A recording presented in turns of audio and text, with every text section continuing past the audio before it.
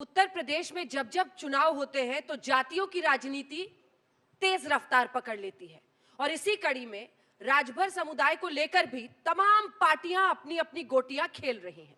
लेकिन ओपी राजभर सुभाषपा के हम आज हमारे साथ हैं, तालियों के साथ इनका अभिनंदन कीजिए। ओम प्रकाश राजभर एक अलग किस्म की राजनीति कर रहे हैं जिसको हम करीब से समझने और जानने की कोशिश करेंगे।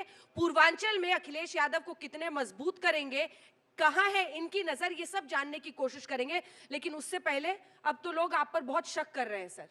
पहले ओवैसी जी से आप टूट गए, अखिलेश जी से मिले, अब कल आप दयाशंकर सिंह बीजेपी के यूपी उपाध्यक्ष के साथ चाय पी रहे थे।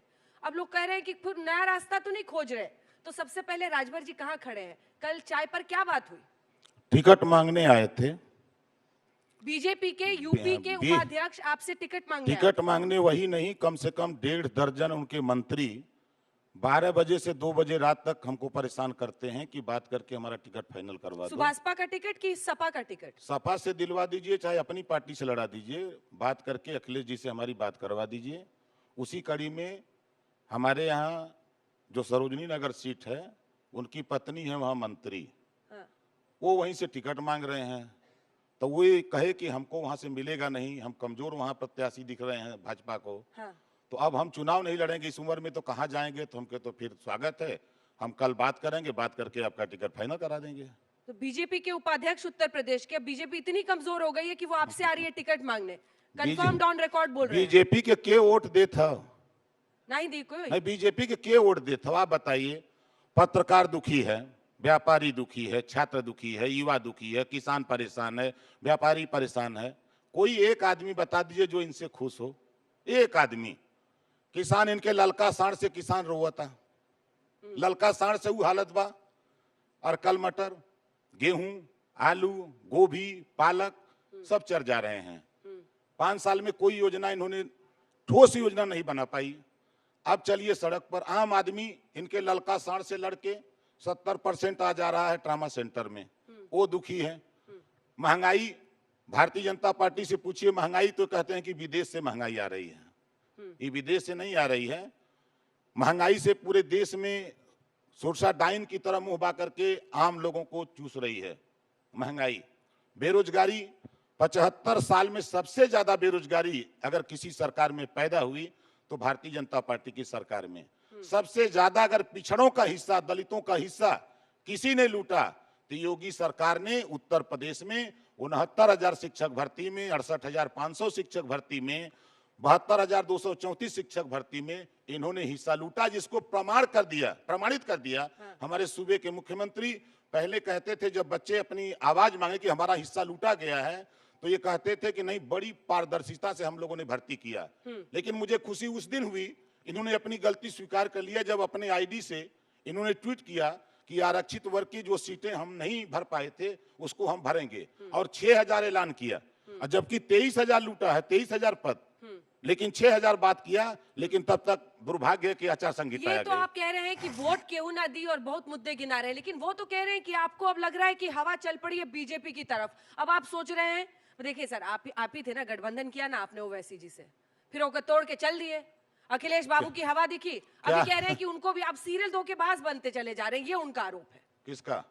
ये आरोप है बीजेपी का कि आप अब उनसे मिल रहे हैं। तो दुनिया में झूठ बोले वाला अगर कोई नेता मिलेगा तो भारतीय जनता पार्टी में। दुनिया में धोखा देने वाला अगर कोई नेता मिलेगा तो भारतीय जनता पार्टी में। दुनिया में पिछड़े दलित का हिस्सा लूटने वाला अगर कोई मिलेगा तो भारतीय जनता पार्टी में। तो आपने ओवैसी जी के साथ क्या किया फिर? हमने क्या किया? रिश्ता बनाया, फिर तोड़ लिया।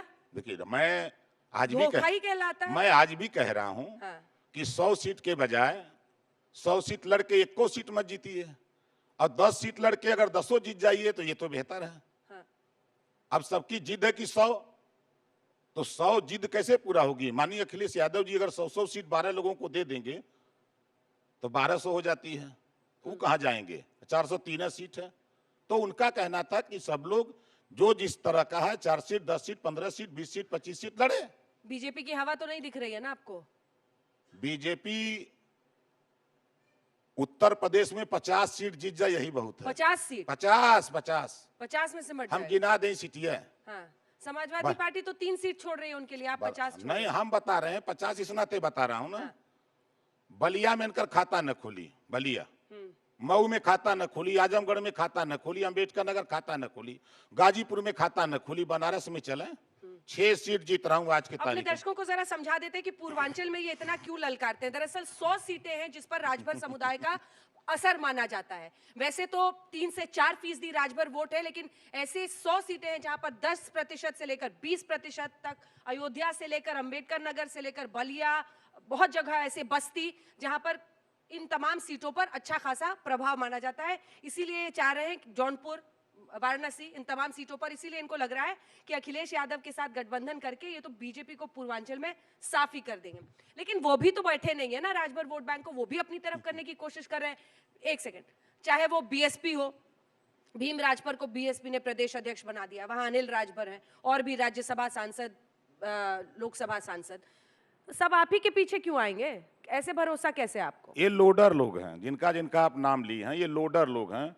मालिक के मर्जी लोडर क्या होता है? लोडर अंग्रेजी शब्द है। हाँ, मालिक के कंपनी में जो काम करता है उसको हम लोडर कहते हैं। अच्छा। ठीक है, इनकी औकात नहीं है कि वहाँ अपने हक की बात करें। जिनका जिनका आपने नाम लिया, ये सब दगे हुए कारतूस हैं, ये उपयोग में नहीं हैं। ये कहीं भी मुकेश राजभर का इनकाउंटर फर्जी होगा तो जबान इन लोगों की नहीं खुलेगी। कहीं भी पिछड़े दलित के साथ अन्याय होगा तो जबान नहीं खुलेगी। ये अपने हक के लिए कि हम अगर उत्तर प्रदेश में 4% हैं तो 1700 थाने में हमारी हिस्सेदारी 4% हो, 826 ब्लॉक हैं तो उसमें हमारी हिस्सेदारी कैसे सुनिश्चित हो, प्रदेश में शिक्षा कैसे बेहतर हो, जो गरीब, कमजोर, पिछड़े, दलित, वंचित नहीं पढ़ पा रहे हैं, एक समान, अनिवार्य और फ्री शिक्षा कैसे लागू हो, इस पे नहीं बोलेंगे। प्रदेश में आज तक किसी जाति की एक्यूरेट गिनती नहीं है। ये नहीं बोल सकते कि प्रदेश में जातिवार जनगणना हो, इससे ये लोग भागते हैं कि नहीं, जातिवार जनगणना से भागते हैं।